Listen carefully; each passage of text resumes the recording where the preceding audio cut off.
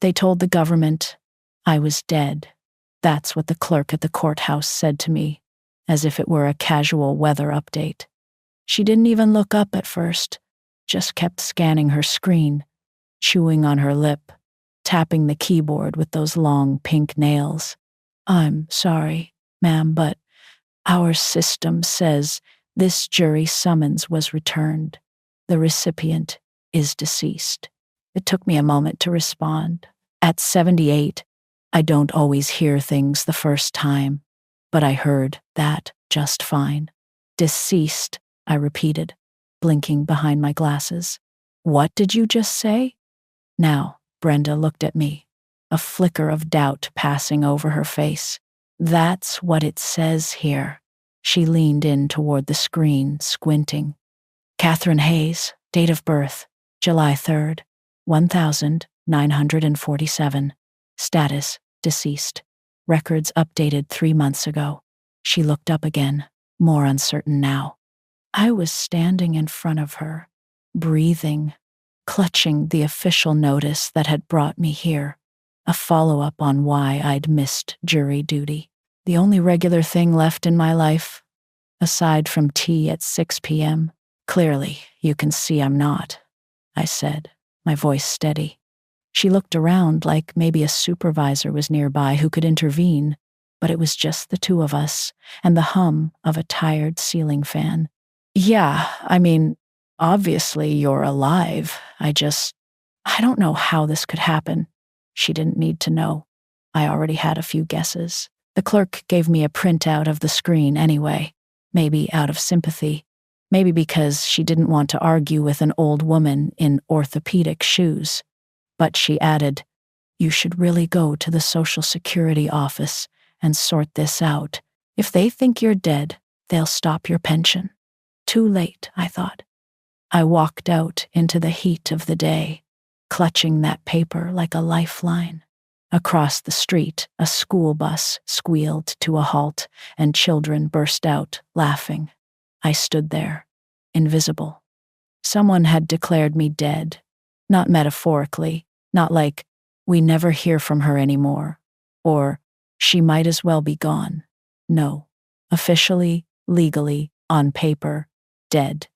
And if they had done that, what else had they done? I walked the half-mile back to my little rented bungalow on Cottonwood Street, the same street in this small North Carolina town I'd lived on since 1986. My knees hurt, but I didn't rush. Let the truth settle in slowly. Let it sting. The wind had knocked over my recycling bin again. No one had picked it up in 2 weeks. The landlord said he'd fix the step by the porch, but of course he hadn't. One day, I'd trip and really give them something to declare. Inside, it was as I'd left it. Quiet, clean, old. The photos on the shelf watched me silently. My late husband William in his uniform. My daughter Liz in pigtails. My grandson Mark, at 6, grinning in a Halloween cape. He's 15 now, hasn't visited in over a year. I sank into my chair and looked at the mail pile. Tucked in the middle was a thick manila envelope. The return address was a law firm I didn't recognize. I tore it open. It wasn't a check. It was a form letter from the Social Security Administration, addressed not to me, but to the estate of Catherine Hayes. We regret to inform you that benefits have been terminated, effective April 12th, due to notification of death. Should you wish to appeal this decision, please submit Form SSA 571 along with certified proof of error, notification of death. Someone had filled out that form. Someone had submitted a death certificate. That didn't happen by accident. I reached for the drawer where I kept my papers, the file with my birth certificate, my last pension stubs, the insurance policy. William left me all untouched, all correct. And yet, somewhere, someone had rewritten the end of my story. My phone buzzed on the table. One of those spam calls again, probably. No one I cared about ever called anymore. I picked it up anyway. It was Mark. "Grandma," he said, his voice deeper than I remembered. "You okay?" I swallowed. "I just found out I died," I said. Silence. "What?" "They told the government I died, so they could take my money." I paused. "I think your mother had something to do with it." He didn't answer. Then, finally, I don't know anything about that, I swear. I believed him. I really did. But I didn't believe Liz. Not for 1 second. I hung up before he could say more. Then I reached for my old address book. If they wanted me gone, officially erased, they were about to find out how wrong they were, because I was still here, and I was angry. The house was too quiet. It always was these days, but now it felt different. Not peaceful, but hollow, like something had been taken, something final. I put the kettle on, out of habit more than anything.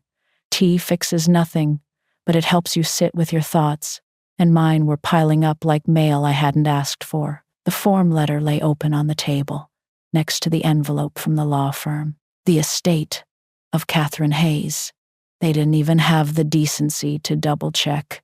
They just processed me out like an expired membership. I stared at the curtains fluttering in the breeze. They were William's favorite. Sun-bleached now, but still holding on. He'd hung them the year we moved in, when Liz was 12. She used to sit under them, reading those horse books, her legs swinging, always barefoot. I used to think we were close. She's 48 now, lives 2 towns over, in a modern beige place with an HOA and 3 bathrooms. When William died, she cried at the funeral. She held my hand. Then, slowly, she stopped visiting. At first, it was Mark's school, then her work, then nothing. It didn't happen all at once. That's the worst part. Estrangement doesn't announce itself like a breakup. It trickles in. A missed birthday, a Christmas card that never comes, a voice that sounds more and more like a stranger. Still, I sent cards. I baked Mark's favorite lemon bars every Easter. I even wrote Liz into my will, a dead woman's will. Now, I opened the kitchen drawer, the one with the rubber bands and mystery keys, and found the old accounting ledger from my home sewing business. I flipped past orders and measurements until I found the section I needed. Loans to Liz. $800 for Mark's braces, $4,500 toward their car, when Liz said theirs gave out. $200 for school supplies, though I suspected that meant a new iPad. I never said no, not once. Not when William was alive, and not after. We didn't have much, but we had enough, and I thought they needed me. I thought they loved me. I thought wrong. My tea had gone cold, untouched. I poured it out and opened the back door. The garden looked tired. The weeds were winning again. That was when I saw him. George, my neighbor from 2 doors down, hunched over his roses. He waved. "Morning, Catherine," he called. "Afternoon," I corrected gently. He chuckled. "Time's slippery these days. Do you still do odd jobs?" I asked, stepping onto the porch. "Lawn work? Maybe something with a hammer?" He stood up, wiping his hands on his jeans. "Sure. What's wrong?" "I'm not dead," I said. George blinked. What? "I need someone to come with me to the Social Security office tomorrow as a witness, just in case they don't believe I exist." "Jesus, Catherine, what happened?" I told him. Not all of it, not Liz, not the money, but enough. That someone had filed false paperwork, that I'd been cut off, that I needed to prove I was still breathing. George's face darkened. "That's fraud," he said. "That's serious. Tell that to the system." I muttered. "They haven't even asked for proof." He nodded. "I'll drive you. Thank you." That night, I barely slept. I kept hearing those words again. Status, deceased, like I was just a line item. Deleted. I sat up around 3 a.m., pulled on my robe, and walked to the little writing desk by the front window. It still smelled faintly of cedar and mothballs. I opened a fresh page in the ledger. At the top, I wrote, "Things I know for sure. 1. I am alive. 2. Someone is lying. 3. I will not be erased." The wind picked up outside. A branch tapped against the glass like a finger. They thought they'd silenced me, that no one would notice, that I'd sit quietly in my little house until the paperwork became truth. But I raised a child once. I buried a husband. I built a life from scratch. And I wasn't about to let anyone, not even my own daughter, bury me before my time. The Social Security office sat in a squat gray building behind the supermarket, the kind of place that looked tired even at 9 in the morning. Fluorescent lights buzzed overhead. A line of plastic chairs lined the wall, filled with people who looked like they'd been waiting for something more than just paperwork. Maybe dignity, maybe clarity, maybe hope. George sat beside me, reading an old fishing magazine. He hadn't asked questions on the drive over, just nodded when I told him what I needed. A quiet presence, someone with a name and an ID who could say, "Yes, I know this woman. She's not a ghost." When my number was called, B74, I stood carefully, my knees stiff, and walked to the window. The clerk was young, maybe 25, with heavy eyeliner and a badge that said, "Tanya." "Hi there," she said, not looking up yet. "What can I help you with today?" "I need to correct a record," I said. "Someone filed a death certificate in my name, but I'm standing here, so that seems premature." Her fingers paused over the keyboard. She glanced at me, then back at the screen. "Name? Catherine Hayes. July 3rd, 1947. Clicking, typing. A faint crease appeared between her brows. "Huh," she said. "Okay, yeah. It says you were declared deceased on April 12th. Certificate on file. Who submitted it?" Tanya squinted. "We don't usually have that info. Let me... hang on." She tapped and scrolled, then turned the monitor slightly away from me. Subtle, but I noticed. "I'm going to need to bring a supervisor," she said. "Just a sec." As she disappeared into a back room, I looked around. The waiting room smelled faintly of stale air and hand sanitizer. A toddler was crying 2 chairs down. George looked up, sensing something in my face. "You okay?" "No," I said, "but I will be." The supervisor was an older woman with a short silver bob and a clipped way of speaking. "Mrs. Hayes," she began, "we've reviewed your case. It appears a family member submitted documentation to the Department of Vital Records that was cross-referenced here, and your benefits were terminated in accordance with that report." "So," I said slowly, "you just took someone's word for it. There was a signed death certificate. Can I see it?" She hesitated. "It's not standard procedure to share internal documentation." "I'm not standard procedure," I said, louder than I meant to. "I'm the one they declared dead." George shifted in his chair. "I can vouch for her," he added. "Known her 20 years. She's very much alive." The supervisor gave him a tight nod, then looked back at me. "You'll need to fill out Form 862 amperes, submit proof of life government ID, a utility bill, that sort of thing, and then we can initiate a review. It may take several weeks. Meanwhile, what? No pension? Until the status is corrected." She folded her hands. "The account remains suspended."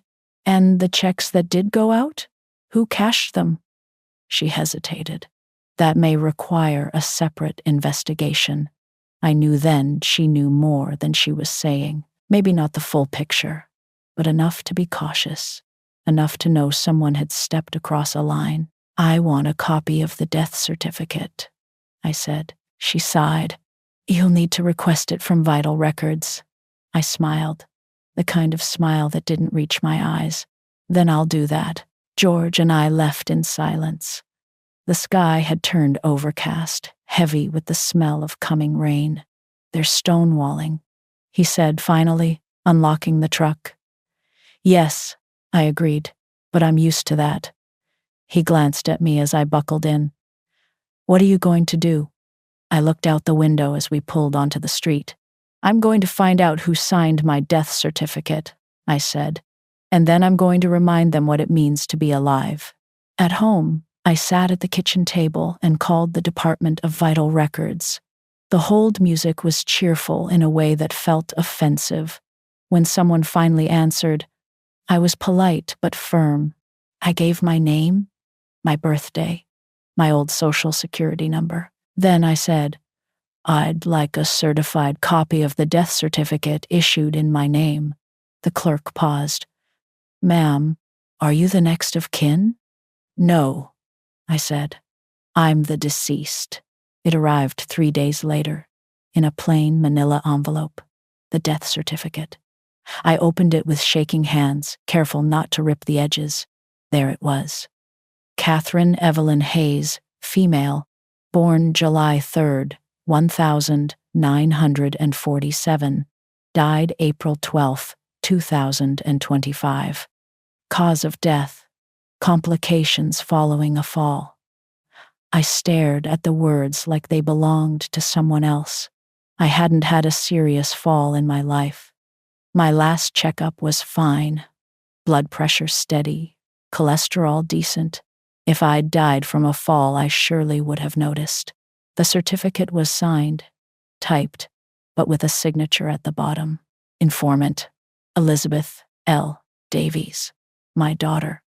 My own flesh and blood had signed a legal document saying I was dead, had stood in some office, lied through her teeth, and submitted it. I looked at the neat cursive below her name, the same handwriting she used to scroll on her middle school notebooks, all loops and swirls. There was no mistaking it. I pressed the paper flat against the table and sat very still. I didn't cry. Not this time.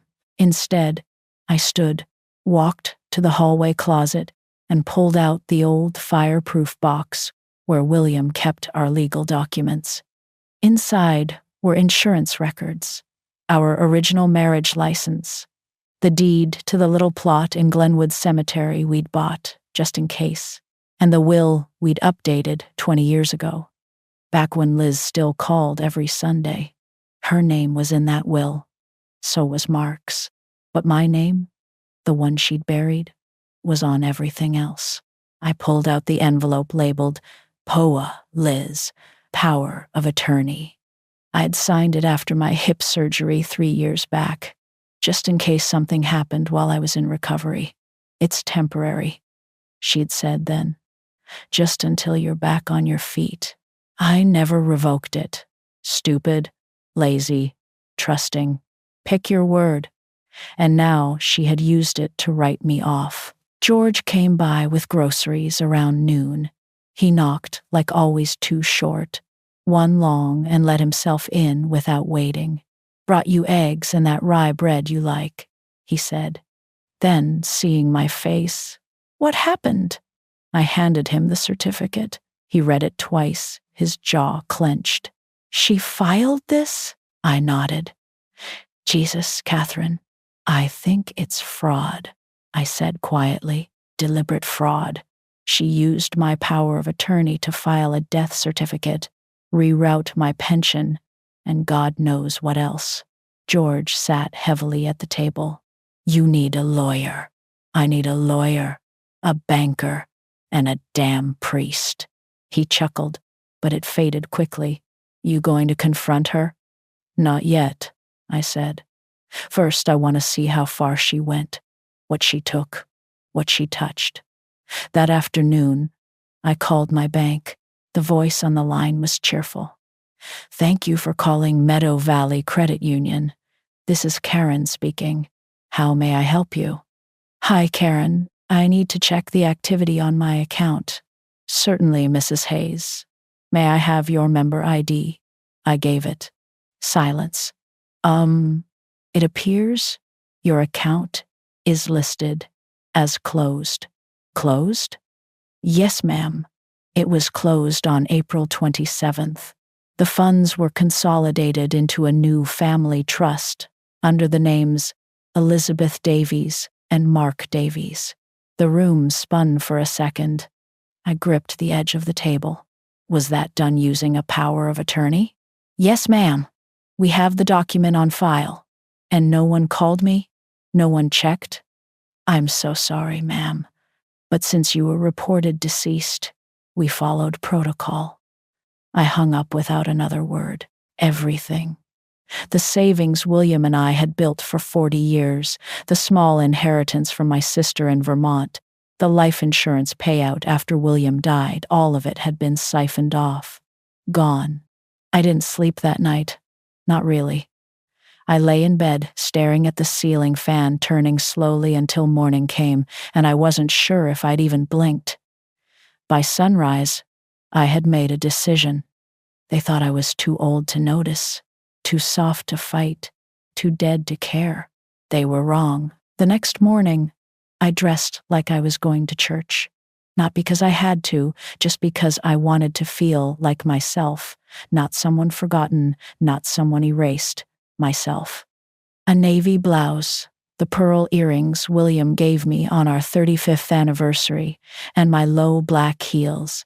I hadn't worn them in years, but they still fit. Some things still hold their shape, even after being ignored. I packed a folder, the forged death certificate, the bank's letter, the expired pension statements. I added my old power of attorney too, the one with Liz's name in the witness box and my tired signature on the bottom. Then I called a cab. George offered to drive again, but I needed to do this part alone.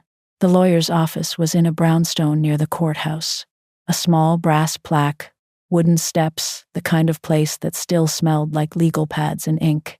Mrs. Hayes, the receptionist asked, looking over her glasses. You're here to see Mr. Peterson? Yes. He's expecting me. Please, this way. I'd found his name in William's old address book, Mr. Peterson. He'd handled our estate planning long ago when Liz still lived at home and thought macaroni casserole was a fancy meal. Back then, he was new in town. Now he had white hair and the sort of calm face that doesn't flinch at bad news. He stood when I entered. Catherine, good heavens, it's been years. Too many, I said. Thank you for seeing me on such short notice. Always, he said, gesturing to the chair across from his desk. What brings you in? I handed him the folder. He read slowly, methodically, nodding now and then. When he got to the death certificate, he stopped. She filed this? He asked. Yes, and the bank statements, the transfers, all using the POA? I nodded. He leaned back, took off his glasses, and pinched the bridge of his nose. Well, he said softly, that's not just unethical, it's criminal. I figured. What do you want to do, Catherine? It was the first time someone had asked me that since William died. What I wanted, I answered without hesitation. I want to revoke the power of attorney. I want to reopen my accounts in my name only, and I want to press charges. If there's a case. There is, he said. Absolutely. He began to outline the steps. Letters to financial institutions, a notarized affidavit, a court petition to reverse the declaration of death. It would take time, he warned. Bureaucracy always did. But he looked at me differently than the others had. Not like I was fragile, but like I was formidable. You'll need a statement, he said, about your relationship with your daughter, when it changed, why she might have done this. She got tired of waiting, I said quietly. Waiting for me to go. He didn't write that down, but I saw him pause. We spent an hour reviewing forms. He had a paralegal start drafting revocation documents. He gave me a list of agencies to contact: Social Security, the DMV, Medicare, every place that had me listed as dead. It would take time, he said again, but it could be done. When I left, I felt steadier, alive. I stopped by the diner near the courthouse afterward, sat at the window, and ordered coffee and toast. The waitress didn't know me, didn't care, didn't ask questions. That felt good. Halfway through my toast, I pulled out a pen and a napkin. I wrote just 2 lines. You buried me with a signature. Now, watch me dig myself out. I folded it and tucked it into my pocket. It wasn't a letter, not yet, but one day it would be. The Social Security office smelled like plastic and disappointment. A man in front of me was arguing about a lost ID. A woman behind me kept sighing, as if it would change the speed of the line. I sat with my folder on my lap, my spine straight, my eyes ahead. George had offered again to come with me, but I told him no. Some fights you fight alone. When they called my number, G142, I stood, smoothed the front of my blouse, and walked to the window. The clerk was a middle-aged woman with dark circles under her eyes and a nameplate that said, Yvette. She looked like someone who'd seen everything and didn't like any of it. Name? She asked, not unkindly. Catherine Hayes, she typed, squinted, then stopped. You were declared deceased, so I've been told, I said. But as you can see, that was a little premature. Yvette glanced up. Her expression didn't change, but something shifted behind her eyes. A flicker of sympathy, maybe, or recognition, like she'd heard worse, but not by much. You got ID? I handed her my license, a utility bill, a notarized affidavit from Mr. Peterson declaring I was legally and physically alive, and a fresh photograph, just to be thorough. She examined them one by one, then turned to her screen. You understand this might take time? Yes. And you might not get back pay for the months marked deceased, not without an appeal.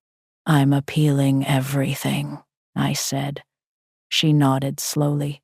I'll escalate this. You'll get a letter in 10 to 14 business days confirming the case is under review. What about my status? She clicked a few more times. I am updating the system now, but other agencies pull from this database. Might take a while to filter through. I can wait, I said. I've waited this long. When I left the building, it had started to drizzle. The streets were slick and quiet. I walked to the bus stop, sat on the damp bench, and stared at nothing for a long time. The rain made everything smell like metal and old dirt.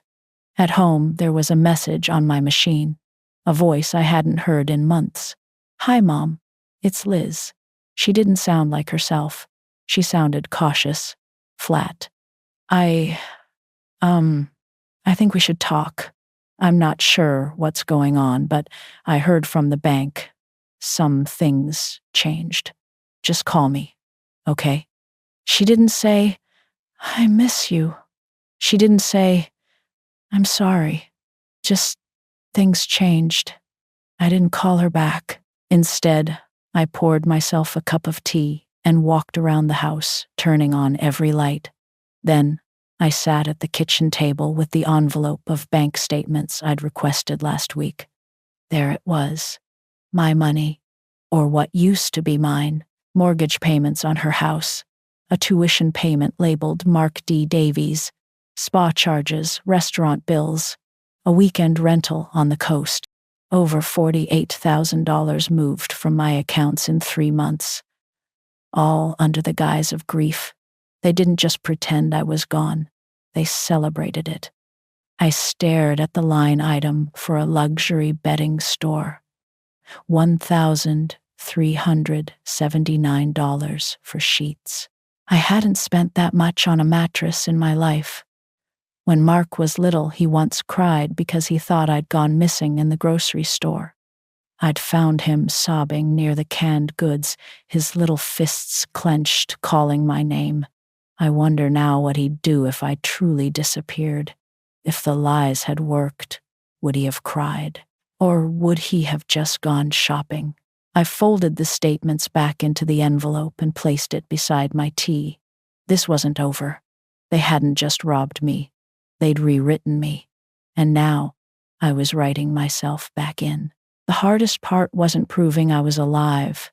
It was proving I used to matter.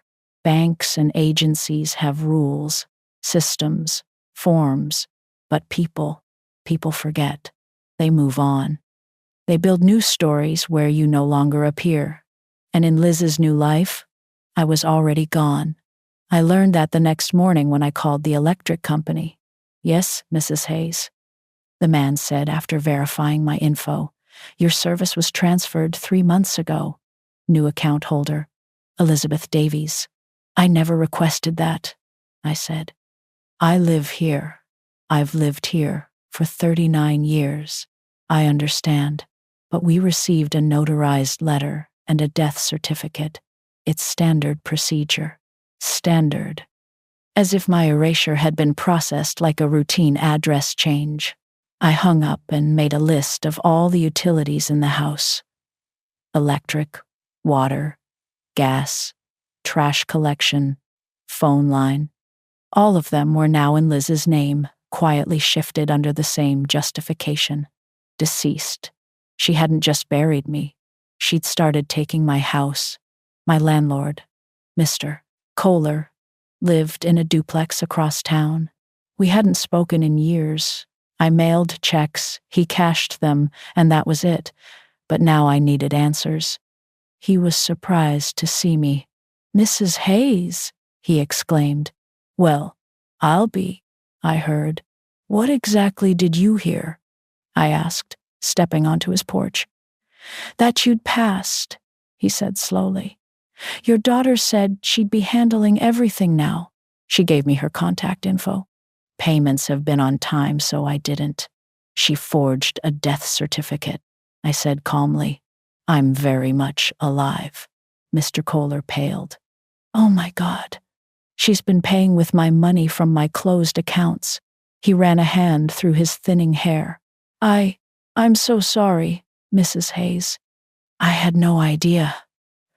I need a copy of the lease. Anything she signed, anything she changed." "Of course," he said, stepping inside. "Come in, please." The documents showed Liz had submitted a request to convert the lease into her name, citing death of the original tenant as the reason. There was a typed letter, polite, efficient, distant. I read it once. Then again, there was a line that caught in my throat. "We'll be clearing the house by summer." Clearing it. As if it were a storage unit, or an old attic, or a tomb. I thanked Mr. Kohler and told him not to speak to her again until my lawyer contacted him. He nodded quickly, clearly shaken. He offered me a ride home. I declined. I needed the walk. On the way, I passed a florist. Not Liz's usual place. This one was run by a woman named Lucy, who'd once hired Mark for a summer job when he was 15. I hadn't seen her in years. "Mrs. Hayes," she said, stepping out from behind the counter. I thought, "I get that a lot," I said. "Apparently I've been busy haunting people." She looked at me for a long moment. Then she stepped forward and hugged me. It wasn't much, just a few seconds, but it was the first real contact I'd had in weeks. "You want some tea?" she asked. I nodded. We sat in the little back room of the shop, surrounded by buckets of roses and carnations, and I told her everything.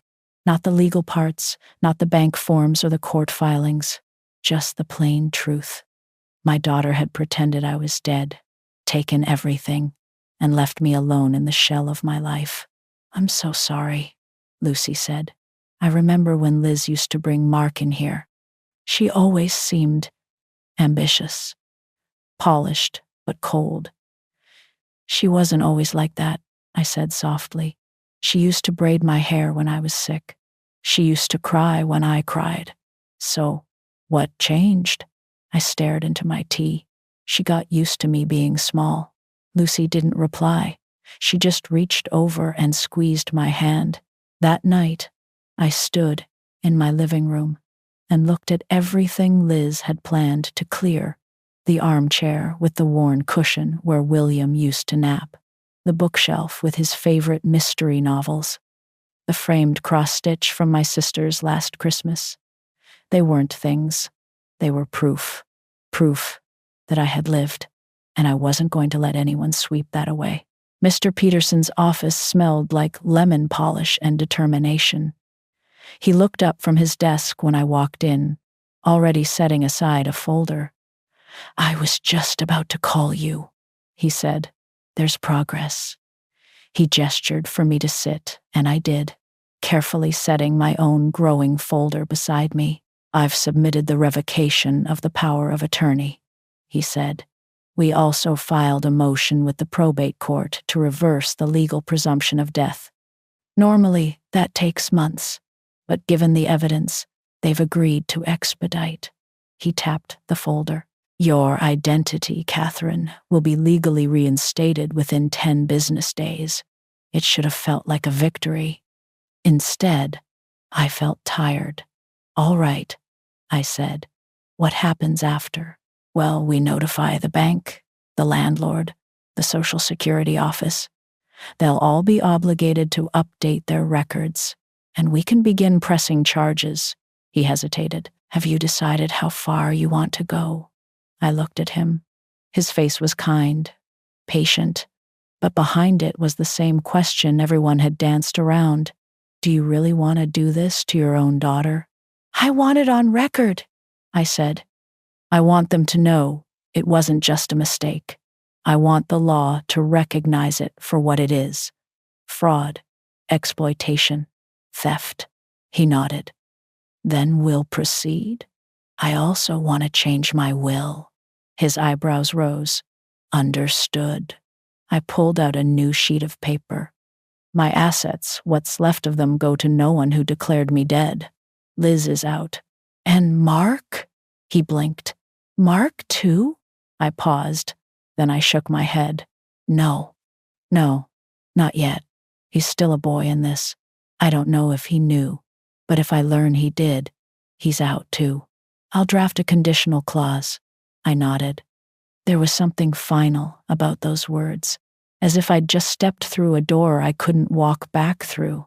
And maybe I had. After I left Mr. Peterson's office, I walked to the library. I hadn't been in a long time, but my card still worked. The woman behind the counter, Marcy, who used to run the Tuesday knitting circle, recognized me. "Mrs. Hayes, my God," we heard. "I know what you heard." She leaned forward. "So, you're very much here and not in the mood to be whispered about." She blushed, looking chastised.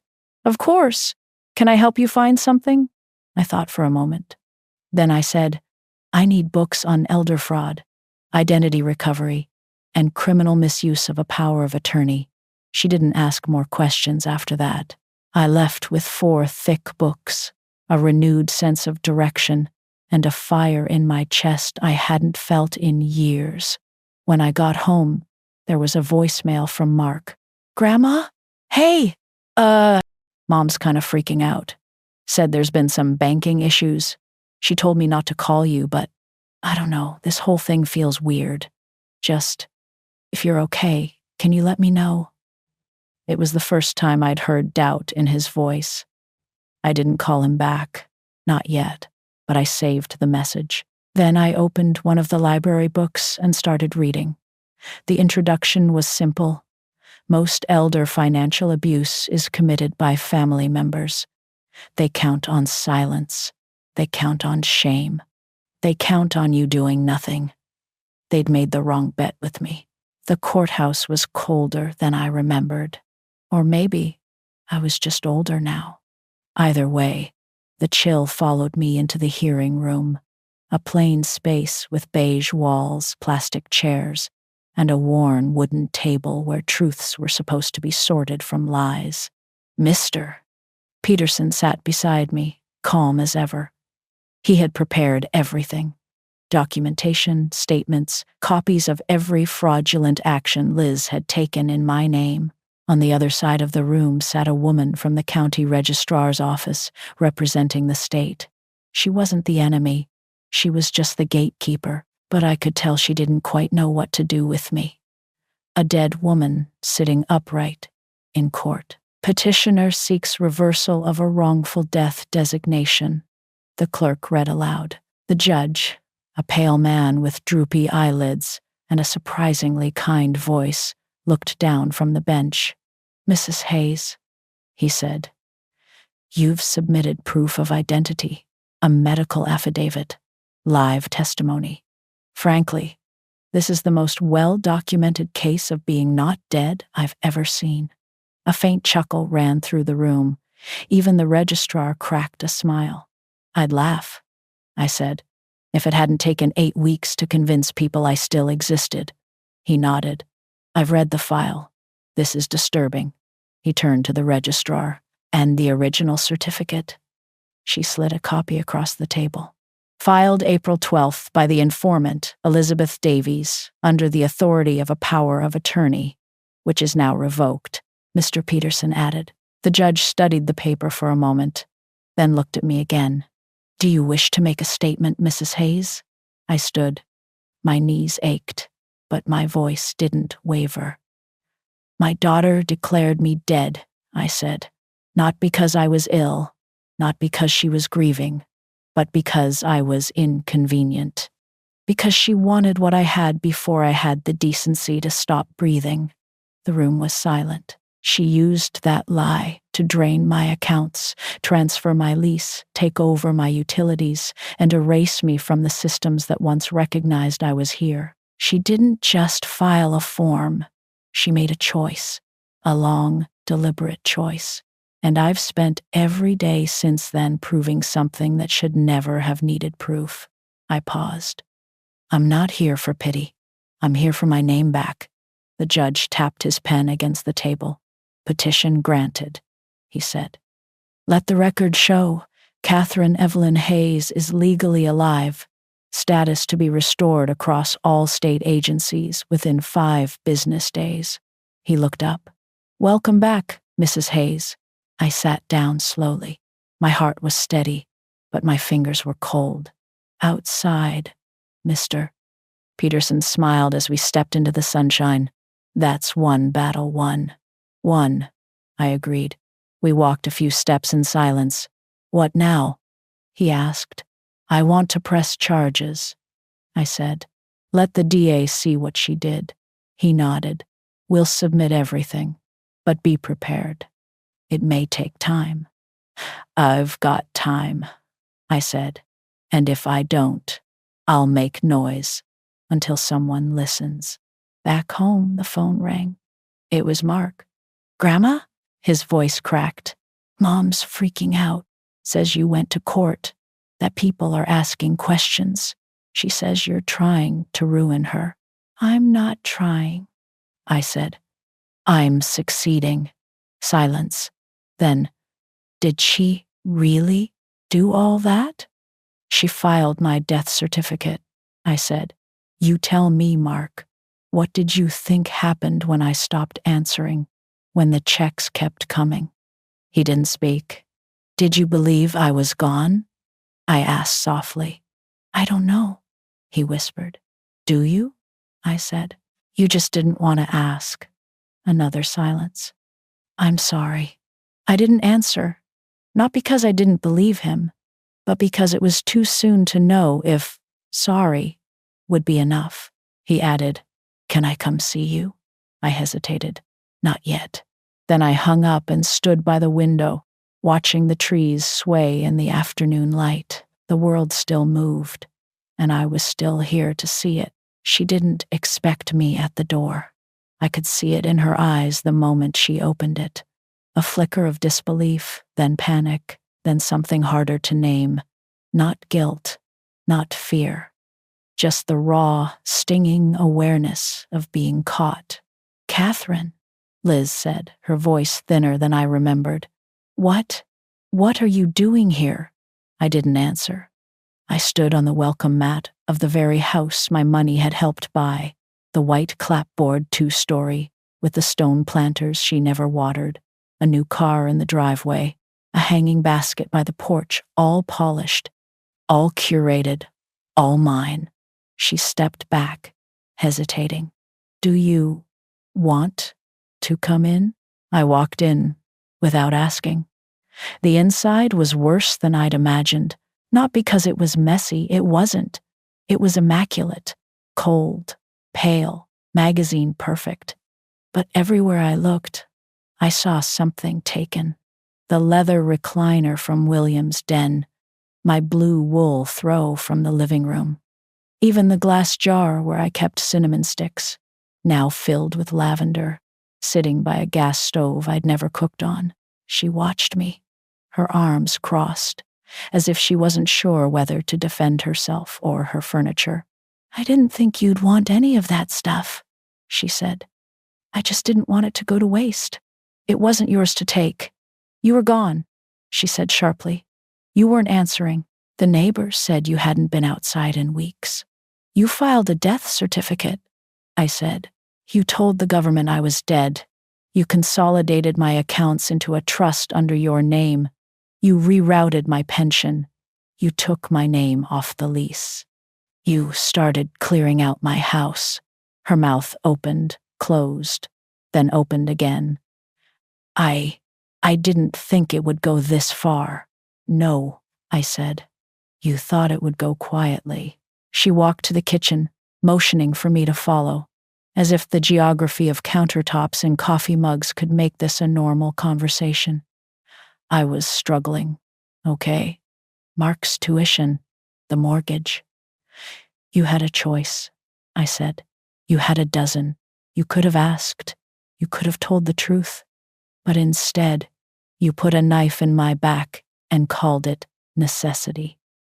"I didn't know how to stop," she whispered. "That," I said, "I believe." We stood in silence, just the hum of the refrigerator between us. "Where is he?" I asked. "Mark?" "At school," she said. "Why?" I shook my head. "He called me. He knows." Liz turned away, gripping the edge of the counter. Her knuckles were white. "I never meant to hurt you. You buried me," I said. "You didn't just steal. You tried to erase me." And that was the truth that hung in the air between us, heavier than any accusation, more permanent than disappointment. She turned to face me. "Are you going to press charges?" "I already have." She blinked. "I'm not here to ask your permission." I said, "I'm here to see what you did, with my own eyes, in my own time." She looked around at the house, the things, the silence, and then she said it. I was tired of waiting. It wasn't cruel. It wasn't shouted. It was just honest, tired of waiting, for me to fade, to give, to leave. I nodded once. Then I walked to the front door, opened it, and stepped out onto the porch. The sky was overcast. The trees were still, and I felt light. Not because justice had come, but because I had finally stopped pretending she was someone she wasn't, and stopped pretending I was someone who deserved it. I didn't say a word when Mark opened the door. He stood there in his wrinkled hoodie and college sweatpants, looking older than I remembered, but also younger. The way guilt can age you in one way and strip you down in another. "Grandma," he said softly. I nodded. He stepped aside. The apartment smelled like instant noodles and detergent. Posters on the wall, a laundry basket in the corner. His life in pieces, like all student apartments. Half-built, still uncertain. "I didn't know you were coming," he said, fidgeting with the sleeve of his hoodie. "Mom didn't say." I didn't come to see her. He blinked. She's not here. I know. He watched me take a seat on the edge of the worn futon, the kind that sags no matter how much you adjust the cushions. He sat across from me, his elbows on his knees, his head bowed like a boy waiting for detention. I didn't think you were really gone, he said after a moment. But Mom said, I don't know, she made it sound like maybe you were better off, that you didn't want anyone bothering you, that everything was taken care of. She told the state I was dead, I said. She took everything I had. His face tightened. She told me not to ask questions, he murmured. She said grief made people judge unfairly. I looked at him closely. And what do you think now? He met my eyes. I think I should have come to your house. I think I should have knocked on your door, no matter what she said. I didn't nod. I didn't forgive him. But I listened. He pulled something from his backpack, a small box wrapped in brown paper. I went by your house a few weeks ago, he said. I didn't knock. I just left this on the porch. Thought maybe you'd see it. I opened it slowly. Inside was a tiny, carved wooden bird, chipped, its paint faded, a school project from years ago. You used to keep this by the kitchen window, he said. Said it was your good luck charm. I remember. I found it in a box, he said, in Mom's garage. She was sorting what she called old clutter. He winced at his own words. I'm sorry, he whispered. The bird sat in my palm, warm from my skin. I don't know what to do, he added. I don't know how to fix it. You can't, I said. He swallowed. Some things stay broken. But you can stop pretending, I added. That's where it starts. He nodded slowly. I never wanted her to do what she did, he said. But I didn't stop her either. And that's something you'll have to carry, I said. Silence fell again, not cold, but still. He asked, Do you hate her? I don't know what I feel, I said. I used to love her so much I couldn't see who she'd become. And now I see clearly. He looked down at his shoes. I want to see you again, he said, even if it's not the same. I stood slowly, setting the bird on his windowsill. We'll see, I said. As I walked to the door, he stood too, awkward and quiet. I'll call you, he said. If you do, I said. Don't wait for me to die first. And then I left. The bank manager's office was brighter than I expected. Big windows, fresh flowers, a bowl of mints on the desk. The man behind it, Richard Burney, wore a sharp gray suit and a nervous smile. He stood when I entered, his hand extended. Mrs. Hayes, please have a seat. I sat down, placing a fresh folder in front of me. I've received the court confirmation, he said. You are now legally reinstated in all systems. I am truly sorry for everything that's happened. You approved the transfers, I said quietly. You let someone else drain over $70,000 from my accounts. He shifted. We acted based on documentation provided at the time, the death certificate, the power of attorney. That power of attorney is now null and void, I said. And I want every cent traced, every transaction, every account with my name on it or connected to it investigated. We've already begun the audit, he said. Some of the money was moved into the family trust with Miss Davies' son. Some was used for direct purchases. We're filing a fraud report with our legal department and will assist law enforcement as needed. Good. I also understand you wish to open a new account. I slid a document across the desk. A trust in the name of Eloise Matten. He blinked. Eloise? A friend's granddaughter. She's studying social work. I've known her since she was born. She's not blood, which is probably why I still trust her. He took the paperwork and skimmed it. You're assigning her as beneficiary? Yes. And I want all future deposits redirected into that account. Pension, retirement fund, what's left of the savings. I can arrange that. I looked at him. Make sure no one touches it ever again.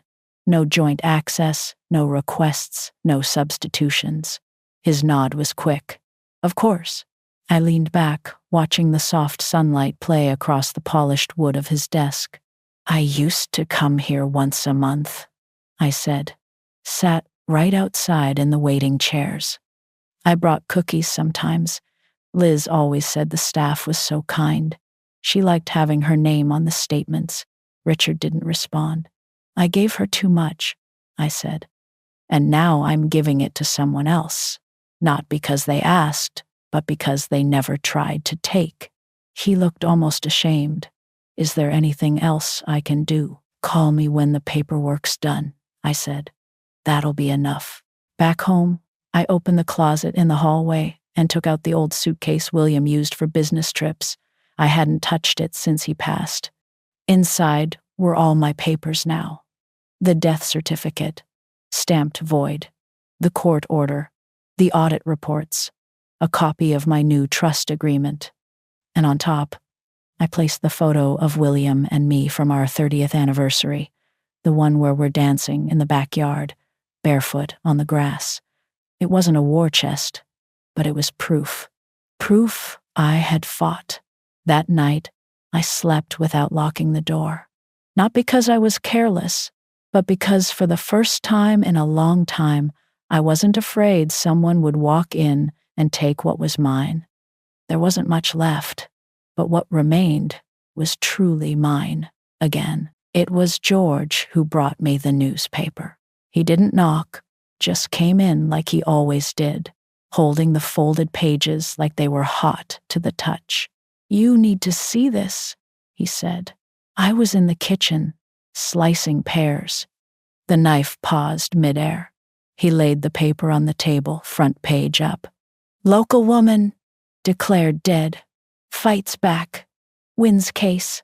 There was a photo too, a small one, grainy. Me, stepping out of the courthouse last week, my eyes squinting at the sun, my cardigan catching in the wind. I read the first lines aloud. Catherine Hayes, 78, was legally declared dead earlier this year by her own daughter.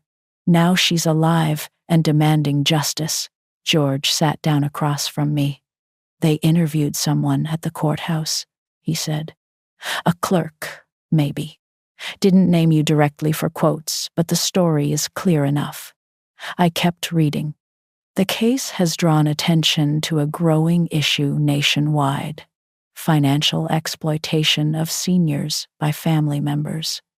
Hayes, a retired seamstress, had her pension terminated, bank accounts emptied, and home threatened, all based on a falsified death certificate submitted by her daughter, Elizabeth Davies, under a power of attorney. They thought I was gone, Hayes said in court, but I was just quiet. There's a difference. I hadn't said those words. Not quite like that. But I recognized the truth in them. They're asking for a comment, George said. From you.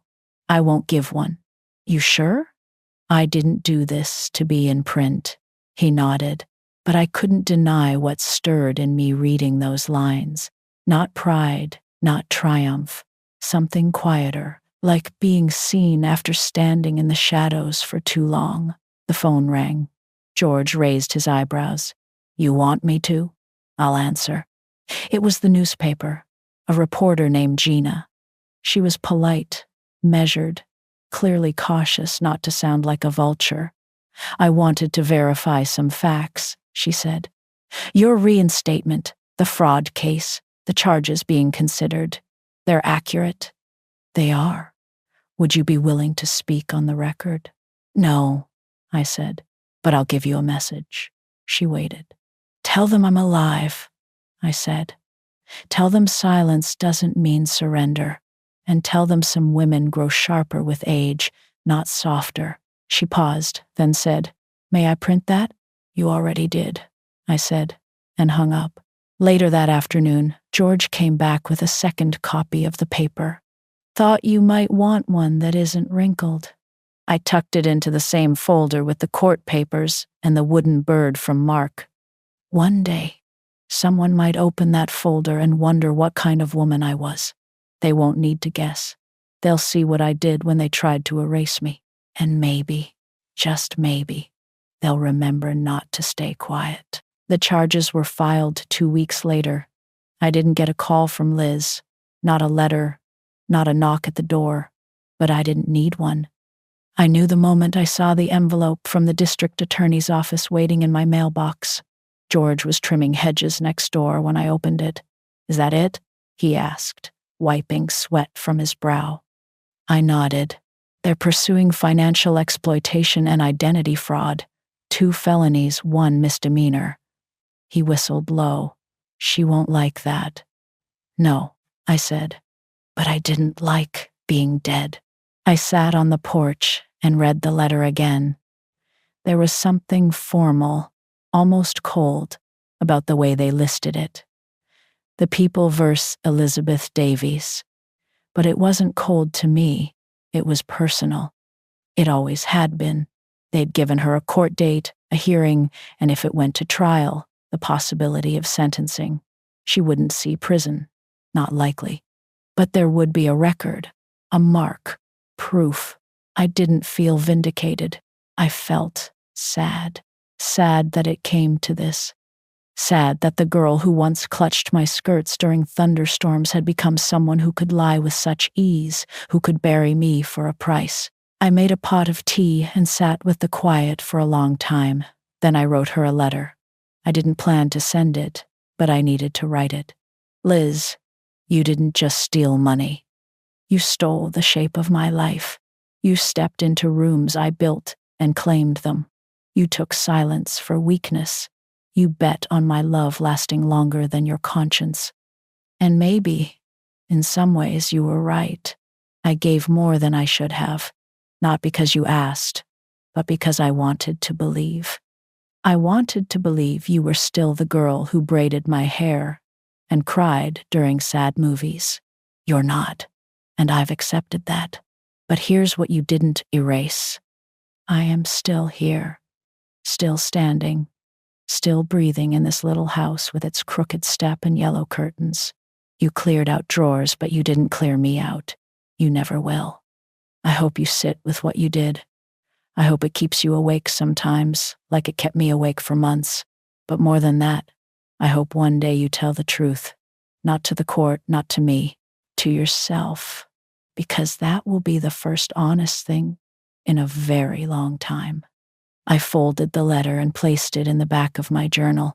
Then I went outside, watered the rose bush William planted 30 years ago, and sat down on the steps. The breeze was warm. A robin picked at something near the sidewalk, and I let myself think not about what was taken, but about what remained. My name, my story, my breath in the morning. That was enough. I didn't attend the hearing. Mr. Peterson went in my place, with a folder as thick as a brick, bank records, affidavits, statements, timelines. He called me after it ended. She entered a plea. He said, "No contest to the felony, guilty to the misdemeanor." The court accepted it. What does that mean for her? No jail time. Probation, a restitution order. She'll have to repay a portion. Not everything, but something. I nodded, though he couldn't see it. She didn't speak in court. He added, "Not a word." That night, I sat at my kitchen table, with the lamp low and the window open, letting in the summer air. I took out the old ledger, the one I'd started months ago, when I first found out I was deceased. The page titled, "Things I Know for Sure," was still there. 1. I am alive. 2. Someone is lying. 3. I will not be erased. I added a 4th line. They were wrong about me. They thought I wouldn't fight. That age softened your spine. that love could be used like a rope to tie someone down, then walk away with their things. But I've learned this. Quiet is not the same as weak. Stillness is not surrender. The next morning, I took the bus into town. I walked to the courthouse, where it all began, the place where a young clerk had looked at a screen and told me my jury summons was returned. She was there again. She looked up and blinked. "Oh," she said. "It's you." I smiled. "It is." She flushed. I heard what happened. I'm so sorry. I didn't know." "You were just doing your job," I said. "It wasn't your fault." She paused. "You look different." "I feel different." Before I left, I mailed a single letter, not to Liz, not to the court, to myself. It was the letter I'd written months ago, folded and sealed now, with the words, "Keep this," written in my own hand.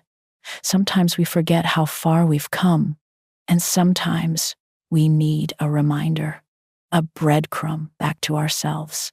On the way home, I passed by Lucy's flower shop. She saw me through the window and waved me in. "You made the paper again," she said, handing me a clipping. It was a short column, not scandal, just commentary. "Elder fraud is real, but so is resilience." My name wasn't even in it. Still, I smiled.